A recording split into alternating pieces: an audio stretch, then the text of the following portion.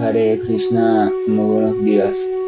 Namo Vishnu Padaya Krishna Prestaya Bhutale Srimate Bhaktivedanta Swamini Namine Namaste Saraswate Deve Gauravani Pracharine Nirvisesa Sunyavadi Pasatya Deshatarine Jaya Sri Krishna Chaitanya Prabhu Nityananda Tri Advaita Gadadhara Rivasadi Gaura Bhaktavrinda Hare Krishna, Krishna Krishna, Hare Hare, Hare Rama, Rama Rama, Hare Hare. Hare Krishna reiterado, vamos a continuar con las lecturas y propuestas de reflexiones sobre el siempre trascendental, brillante, magnífico e inmaculado Srimad Bhagavatam, el cual es completamente puro desde principio a fin.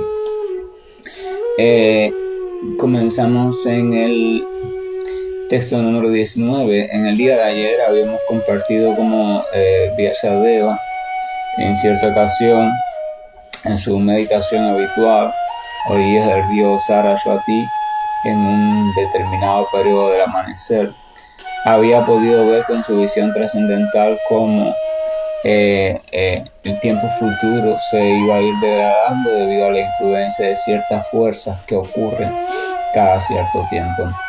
Entonces comenzó a reflexionar sobre cómo podría él contribuir a que las entidades vivientes, en este caso los seres humanos, pudieran hacer frente a esa degradación futura que indudablemente iba a suceder.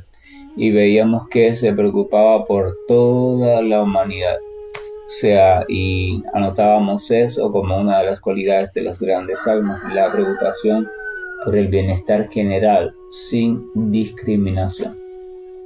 Entonces el verso número 19 dice: él vio que los sacrificios que se mencionan en los Vedas eran medios por los cuales se podían purificar las ocupaciones de la gente, y para simplificar el proceso dividió en 4 partes el único Veda que existía como objeto de difundirlas entre las personas.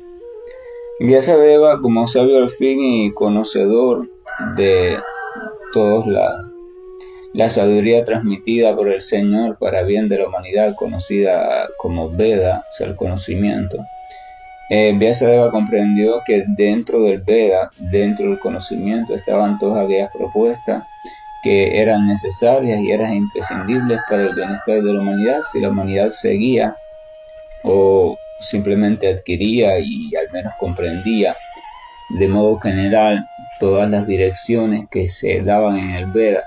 Entonces de seguro la humanidad iba a ser feliz o iba a poder lidiar con cualquier tipo de influencia negativa de los tiempos que pudiera acercarse. Pero entonces Vyasa comprendió que el Veda en sí mismo, la forma en que estaba expresado, la forma en que estaba constituido o condensado, ya resultaba un poco complejo para la crecientemente deteriorada humanidad, porque la humanidad iba a perder cualidades, ese era su temor. Entonces el Veda evidentemente había que transformarlo un poco, había que editarlo. Esto no significa que había que cambiar el contenido esencial del Veda, sino que simplemente había que reelaborar la manera en que este contenido estaba expuesto para que fuera fácilmente asimilado y comprendido por las generaciones futuras. Entonces por eso el texto explica que para simplificar el proceso dividió en 4 partes el único Veda que existía con objeto de difundirla entre los hombres. Entonces aquí vemos el surgimiento, el momento, periodo de tiempo en que inicia la división de los Vedas. O sea, el único Veda salió de la palabra del propio Señor Abrahma, es dividido en 4 o comienza a ser dividido en 4. Vyasa comienza a ir sacando la información de los Vedas y la va distribuyendo en 4 áreas o 4 temáticas generales. Y entonces así es que surge el Rig Veda, el Yajurveda, el Samaveda y el Atharvaveda, donde en uno coloca lo referente a todos los rituales y la parte religiosa, en otro todo lo referente a la parte social, en otro todo lo referente a la parte de las vibraciones, o sea, los cantos, los mantras, así. O sea, divide por áreas temáticas. Entonces todo lo hace para una mejor asimilación, Pero repito, Vyasa en la transformación de la forma de presentación del Veda no cambia el mensaje esencial del Veda ni quita los núcleos del Veda.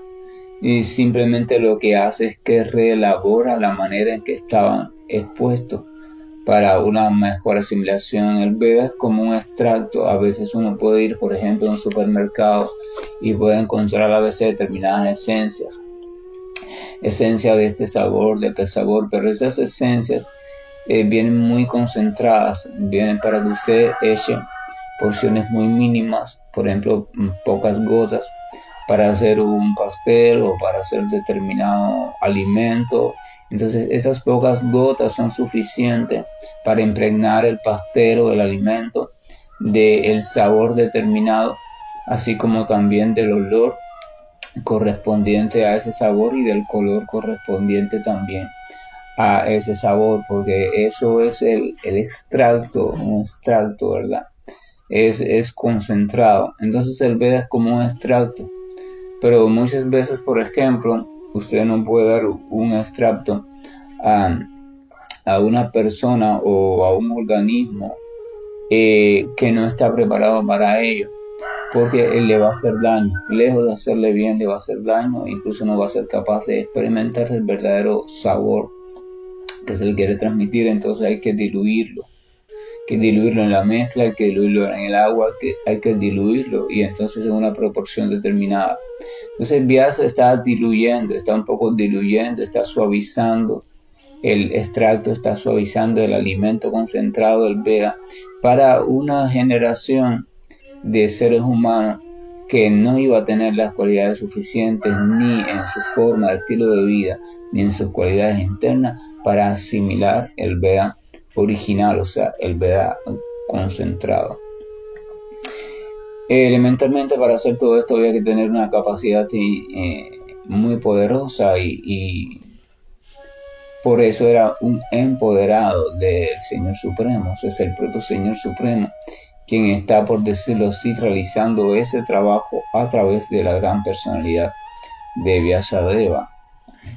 Entonces, continuamos. Sí, porque a veces la gente empieza a tratar de transformar la escritura para facilitar un poco su práctica, pero no tiene ni la autoridad ni la potencia para eso.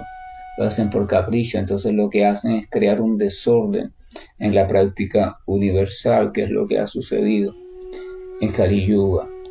El texto número 20 dice lo siguiente: las 4 divisiones de las fuentes originales del conocimiento, conocida como Veda, se pusieron por separado,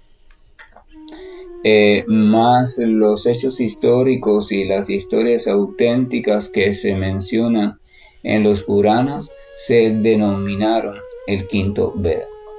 O sea, además de dividir el Veda esencial del conocimiento en 4, entonces se reunió un quinto volumen, por decirlo así, una quinta área.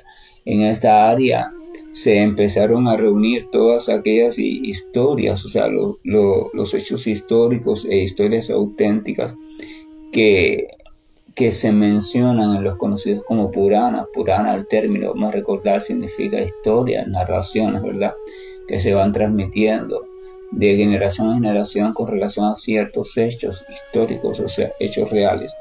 Entonces, a ese grupo de historias que tienen el conocimiento pero más diluido también. Esto usted lo puede comprender muy fácil. Por ejemplo, muchas de las enseñanzas de un determinado tipo de cultura se van transmitiendo de generación en generación mediante cuentos, mediante historias, mediante fábulas. Entonces estas fábulas transmiten un valor esencial que es importante para la vida en sociedad, o transmiten una enseñanza que es importante para la vida personal, o sea, siempre transmiten una enseñanza, pero esta enseñanza es transmitida por un tipo de historia o narración. O sea, está el conocimiento, está allí una porción del conocimiento, pero aún más diluido, pero es más asequible, porque es más identificable con la vida cotidiana de los diferentes tipos de generación. Entonces ese tipo de forma de transmitir el conocimiento llamado Purana se denominó como el quinto Veda y se reunió aparte de los 4 Vedas. El texto número 21 dice: después que los Vedas fueron divididos en 4 partes, Paila Rishi se convirtió en el profesor de Rig Veda, Jaimini se convirtió en el profesor del Sama Veda, y únicamente Vaishnapanjana llegó a ser glorificado por el Yajurveda. Al Sumantu Muni Angira se le confió el Atharva Veda, al cual se consagró muy seriamente. Y a mi padre Ramaharshana se le confiaron los Puranas y los registros históricos. Entonces Sutta Goswami describe aquí cómo Vyasadeva, después de dividir los Vedas adecuada y correctamente, comenzó a confiar cada una de estas áreas, o sea, cada Veda, a un discípulo sumamente capacitado. Por tanto, se entiende que ya Vyasadeva era un gran maestro, tenía una serie de discípulos, y dentro de sus discípulos, por supuesto, habían discípulos más capacitados que otros, y estos discípulos, según su propia tendencia y según sus propias habilidades, él le fue entregando la protección de un Veda. O sea, le fue entregando un área de conocimiento específico para que se hiciese experto en esa área de conocimiento, la protegiera correctamente y la fuera transmitiendo. O sea, se van creando diferentes senderos y diferentes caminos. Así, uno se hizo experto en los rituales, el otro se hizo experto en los sonidos, los cantos, los mantras y la métrica del canto, el otro se hizo experto en las diferentes formas de deberes sociales, o sea, y así entonces fueron transmitiendo de manera real que el conocimiento completo en sí mismo no estaba en manos de nadie. Entonces, necesariamente cualquier persona interesada en el conocimiento completo tendría que pasar por diferentes maestros para que con cada maestro fuera comprendiendo un área importante para el conocimiento completo, al menos el conocimiento expuesto en los Vedas. El verso 23 dice: a su vez, todos estos sabios eruditos les dieron a sus muchos discípulos, que eran discípulos de sus discípulos y discípulos de los discípulos de sus discípulos. Les entregaron los Vedas que les habían sido confiados a ellos, y así llegaron a existir las respectivas ramas de los seguidores de los Vedas. O sea, ¿verdad? La sucesión discipular. Verso 24 dice: así pues, el gran sabio Vyasadeva, quien es muy bondadoso con las masas ignorantes, editó los Vedas de manera que pudiesen ser asimilados por los hombres poco intelectuales. O sea, repite de nuevo la finalidad de Vyasa. O sea, por su compasión él se dio cuenta que no todas las personas podían comprender el Veda original, y menos con los tiempos que se avecinaban. Entonces pensó en ese detalle y trató de reeditar, reelaborar, ¿verdad?, el conocimiento un poco más diluido para que fuera mejor asimilado. Por eso es que se dice que los Vedas están en constante expansión. Realmente los Vedas partieron de un solo sonido, realmente el sonido Om, y a partir de ahí el sonido Om se expandió en 4 versos específicos que los vamos a ver más adelante en este mismo Srimad Bhagavatam, y a partir de ahí esos se siguieron expandiendo, pero esa expansión es una ramificación que no es más que una reelaboración del mensaje para el bien de las entidades vivientes, que íbamos a tener cada vez menos capacidad para asimilar el mensaje condensado en su propia pureza. ¿Cuál es el mensaje de los Vedas? El mensaje nuclear de los Vedas es el servicio devocional. El mensaje nuclear de los Vedas es no olvidar a la suprema personalidad de Dios mientras se están desarrollando los diferentes deberes y actividades correspondientes al mundo material. Pero de eso vamos a hablar en su momento, cuando Brahma capte este mensaje dado por el Supremo en la forma del Mahavishnu. Entonces, el texto número 25 dice: movido por la compasión, el gran sabio pensó que era prudente que esto les permitiera a los hombres alcanzar la meta suprema de la vida. Por tanto, recopiló la gran narración histórica denominada Mahabharata para las mujeres, los trabajadores y los amigos de los nacidos por segunda vez.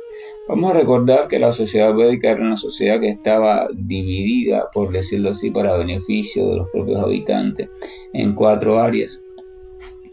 Y dentro de esas 4 áreas también se encontraba un grupo específico que no era colocado dentro de las áreas principales. O sea, las áreas principales, los brahmanas y los kshatriyas, así como los comerciantes, o sea, eran 3 grupos de personas que estaban dedicados a tareas muy específicas, pues, que ocupaban una cierta relevancia dentro del orden social. Sin embargo, dentro de esa relevancia relacionada a ciertas capacidades de debate intelectual, la sociedad védica no incluía a las mujeres, no incluía a los trabajadores comunes, o sea, a los sirvientes, y no incluía a los amigos de los nacidos por segunda vez, o a los amigos de los brahmanas, pero que no eran brahmanas ni tenían cualidades brahmínicas. Esto no quiere decir que eran inferiores o que eran menores, ni que los discriminaba, simplemente que por sus actitudes, realmente se dedicaban a algo diferente que no era el debate filosófico. Entonces Vyasa pensó y dijo: bueno, hay un sector de la población que es conformado por este grupo de personas que no va a poder acceder a estos Vedas que he dividido, ni a los Puranas, porque no participan en los círculos de intercambio filosófico. Entonces, para estas personas tengo también que hacer algo.